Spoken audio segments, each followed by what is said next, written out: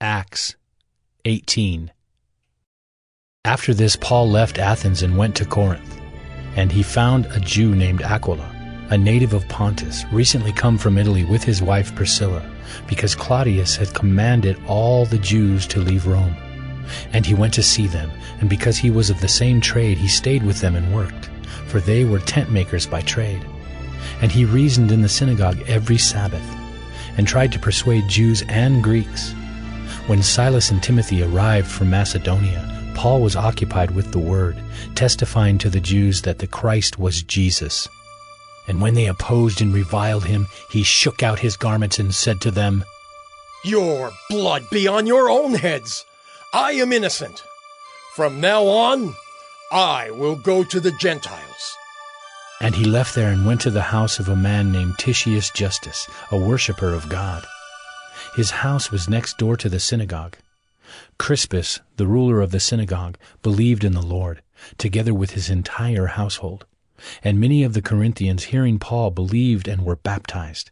And the Lord said to Paul one night in a vision, "Do not be afraid, but go on speaking, and do not be silent. For I am with you, and no one will attack you to harm you. For I have many in this city who are my people." And he stayed 1 year and 6 months, teaching the word of God among them. But when Gallio was proconsul of Achaia, the Jews made a united attack on Paul and brought him before the tribunal, saying, "This man is persuading people to worship God contrary to the law." But when Paul was about to open his mouth, Gallio said to the Jews, "If it were a matter of wrongdoing or vicious crime, O Jews, I would have reason to accept your complaint. But since it is a matter of questions about words and names and your own law, see to it yourselves. I refuse to be a judge of these things." And he drove them from the tribunal. And they all seized Sosthenes, the ruler of the synagogue, and beat him in front of the tribunal. But Gallio paid no attention to any of this. After this, Paul stayed many days longer, and then took leave of the brothers, and set sail for Syria, and with him Priscilla and Aquila. At Cenchrea he had cut his hair, for he was under a vow. And they came to Ephesus, and he left them there. But he himself went into the synagogue and reasoned with the Jews. When they asked him to stay for a longer period, he declined. But on taking leave of them, he said, "I will return to you, if God wills."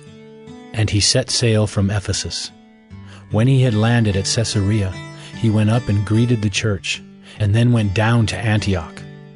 After spending some time there, he departed and went from one place to the next through the region of Galatia and Phrygia, strengthening all the disciples.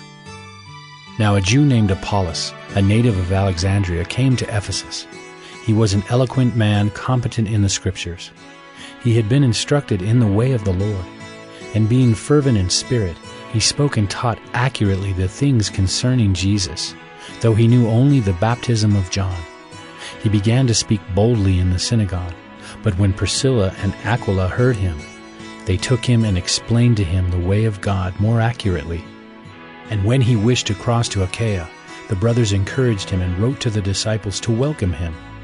When he arrived, he greatly helped those who through grace had believed, for he powerfully refuted the Jews in public, showing by the Scriptures that the Christ was Jesus.